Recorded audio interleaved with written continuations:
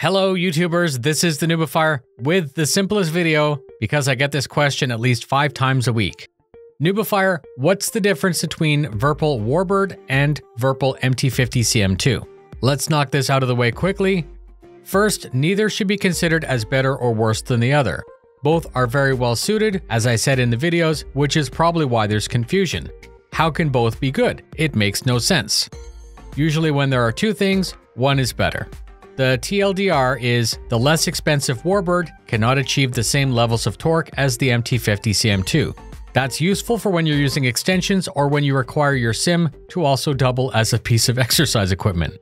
Jokes aside, when I needed a gimbal for the VR helicopter sim rig, it needed to be based on a CM2 gimbal. Its broader range of spring options and tensioner adjusting screw provide the torque that I needed to deal with the very long lever. Simply put, the WarBRD cannot achieve the torque like a CM2. Ironically, despite having both at my disposal, I do choose the less expensive WarBRD gimbal on my main system in the studio. This comes down to cam design, my preference for a very light spring feel, and my preference to not use extensions. A single cam has a single pivot point, but has to apply the same tension to either side of the axis. That results in some fancy math to choose the shape of the cam. It's very easy to get a very linear feel, providing that your tension preset is somewhere in the middle of the road.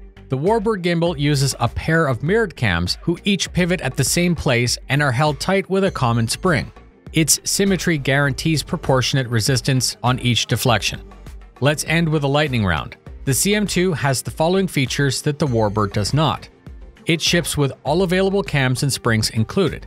It incorporates a removable USB wire, which will speed up replacing a worn or damaged wire, plus it can clean up your desk when not using your flight gear. It incorporates an auxiliary port for future expansion, allowing you to connect to MFDs, throttles, and pedals through one wire.